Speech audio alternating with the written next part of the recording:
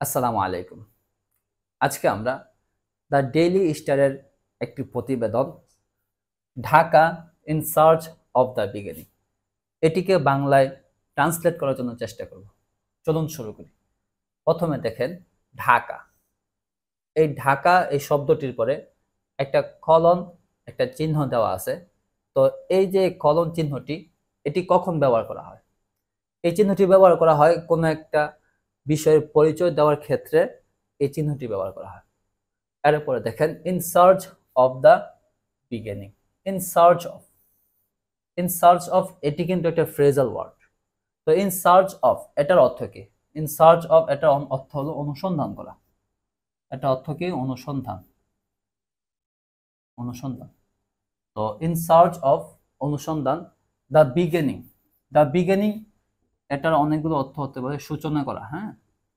তো ঢাকা শহরের সূচনার অনুসন্ধান, টাইটেলটি এরকমও হতে পারে in search of the beginning, অর্থাৎ এর যে সূচনা, এই সূচনার অনুসন্ধান।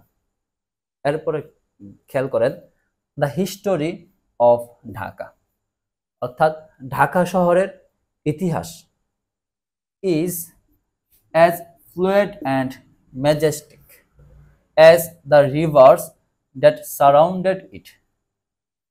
খেয়াল করেন এখানে অ্যাজ ফ্লুয়েড অ্যান্ড ম্যাজেস্টিক, এখানে যে ফ্লুয়েড এটার অর্থ হলো পরিবর্তনশীল এবং ম্যাজেস্টিক এটা অর্থ হলো মহিমান্বিত। তাহলে এই দুটোটা ওয়ার্ডই কিন্তু অ্যাডজেক্টিভ। তো এই দুইটা অ্যাডজেক্টিভের দুই পাশে কি আছে? অ্যাজ, এবং এখানেও অ্যাজ দেওয়া আছে। তাহলে এই দুইটাকে কি বলা হয়? কম্পারিজন পার্ট অথবা কম্পারিজন ফ্রেজাল ওয়ার্ড বলা হয়। তো এটার অর্থ হলো অ্যাজ, অ্যাজ তার মানে হলো ততটাই যতটা। এর মানে কি? ততটাই,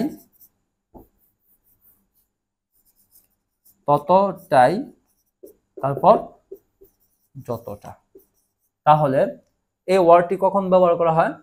দুইটা জিনিসকে কম্পেয়ার করার জন্য অথবা কম্পারিজন করার জন্য এই ওয়ার্ডটি ব্যবহার করা হয়।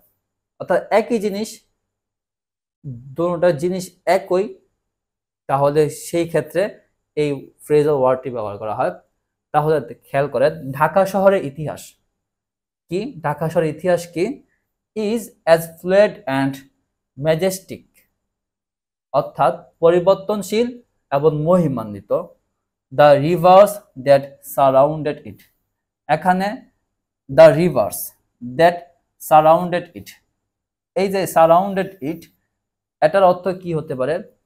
অর্থাৎ এই যে ঢাকা শহর, ঢাকা শহরের চতুর্পার্শ্বে যে নদীগুলো আছে, এই নদীগুলো যেরকম পরিবর্তনশীল, তো সেম এই নদীগুলোর মতনই ঢাকা শহরের যে হিস্টোরি অথবা যে ইতিহাস আছে, সেই ইতিহাসও এই নদীর মতনই পরিবর্তনশীল।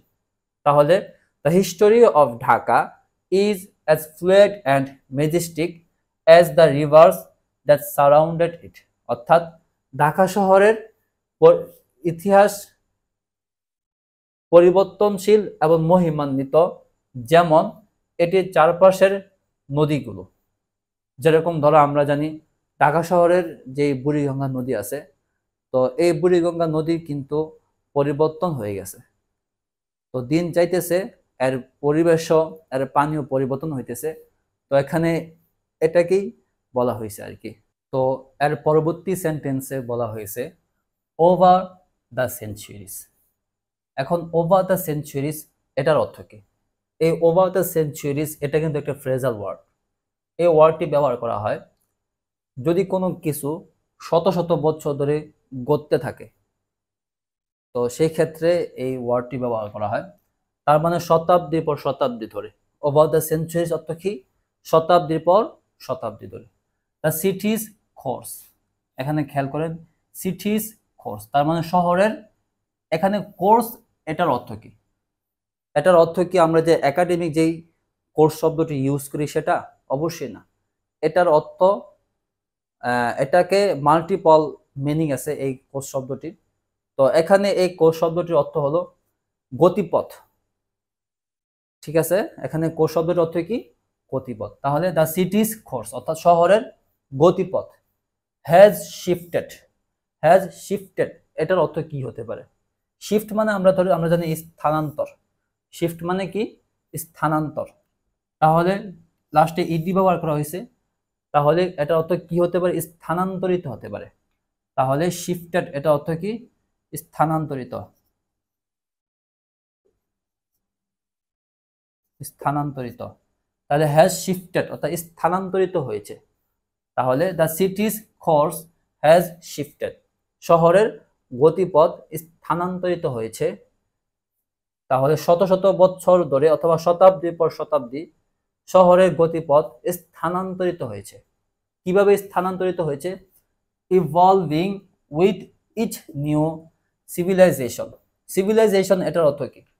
সিভিলাইজেশন এটার অর্থ হলো সভ্যতা। সিভিলাইজেশন অর্থ কি? সভ্যতা। আর ইভলভিং এটার অর্থ কি? ইভলভিং এটার অর্থ বিকশিত হওয়া। বিকশিত হওয়া। তাহলে evolving with each new civilisation, তাহলে প্রতিটি, ইচ মানে কি? প্রতিটি, নিউ নতুন, সিভিলাইজেশন অর্থাৎ প্রতিটি নতুন সভ্যতার, উইথ মানে কি? সাথে। তাহলে প্রতিটি নতুন সভ্যতার সাথে কি হয়েছে? বিকশিত হয়েছে। তাহলে এর বিকশিত হয়েছে।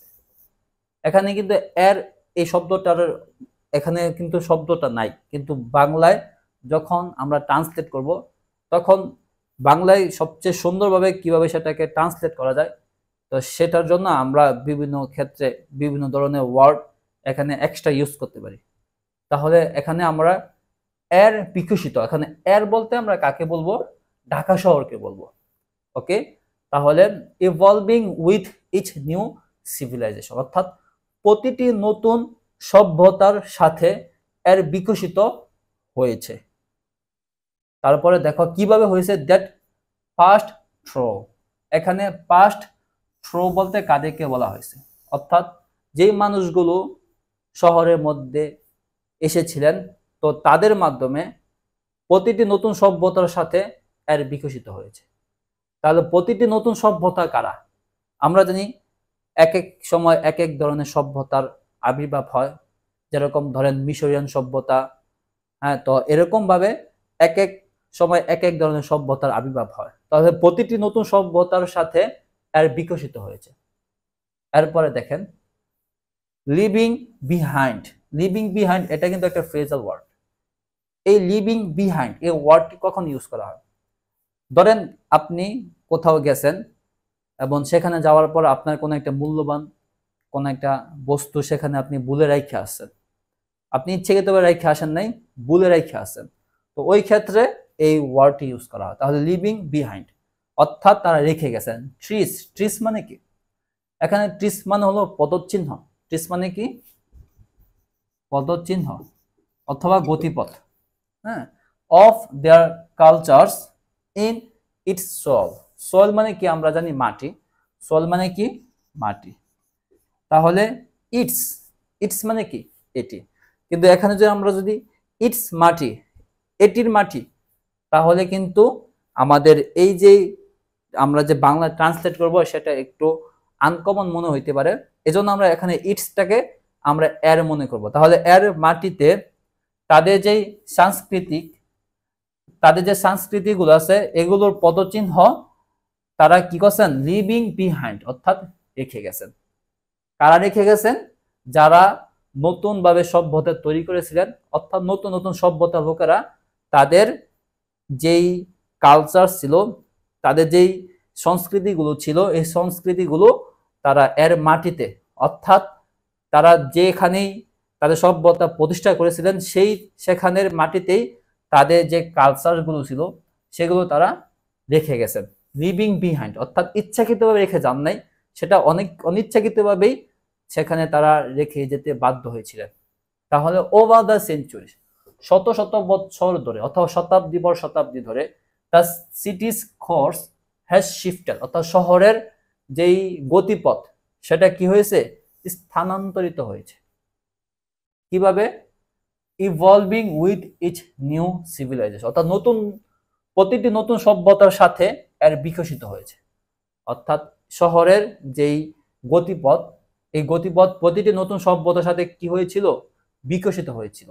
দ্যাট পাস্ট থ্রু, যারা অতিক্রম করে গেছেন, অথবা যারা আর এখন এই সভ্যতার মধ্যে নাই, তারা দুনিয়া থেকে বিদায় নিয়েছেন। হ্যাঁ, তো leaving behind traces of their cultures in its soul, অর্থাৎ এর মাটিতে তাদের যে সংস্কৃতিগুলো ছিল, তাদের সেই সংস্কৃতির পদচিহ্ন তারা রেখে গেছে। ওকে।